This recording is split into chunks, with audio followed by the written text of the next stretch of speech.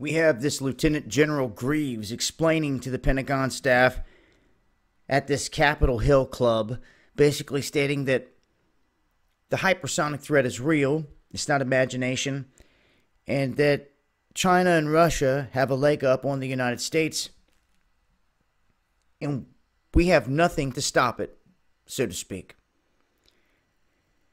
Basically saying that the Pentagon has a poor track record of developing satellite constellations, and that there's going to have to be something brought up rather quickly and tested to where they're satisfied with it.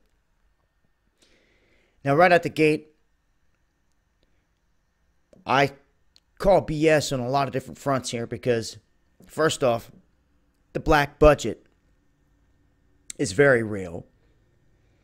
And there's no way that a military would knowingly allow two other countries to have weapon systems that would leave them vulnerable and not do anything about it. Just because there's no headlines about the U.S. military weapons doesn't mean we don't have them. So I ask a lot of questions here, but also when I see this and I look at the whole globe, I think to myself, to the establishment, this upper power, what's the biggest threat truly? I think it's freedoms. I think it's freedoms, rights, weapons in the United States, and I think that that makes us a prime target. Whether people want to hear that or not, I believe that is the case. And ultimately, when they're making statements like this, I see them more of like hints that, okay, you're trying to actually sit here and say that we don't have anything to do to counter this at the moment? And that what, you need more money? And the Pentagon saying that the funding will be in place next year. So that leaves us susceptible till sometime next year? Is what you're saying?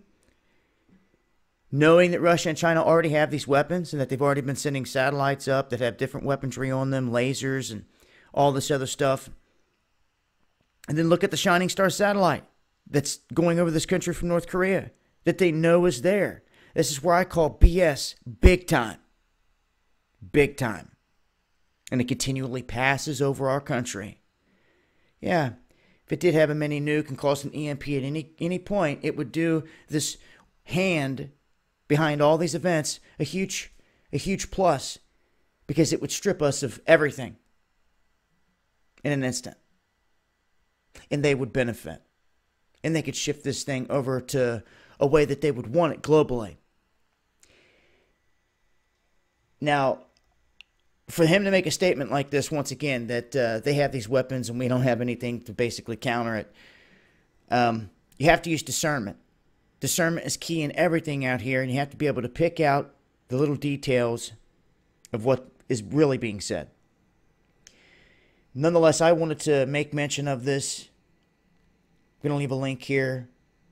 The next live stream, I'm going to go into extreme detail about all of this. So stay tuned. It's been Dabu7.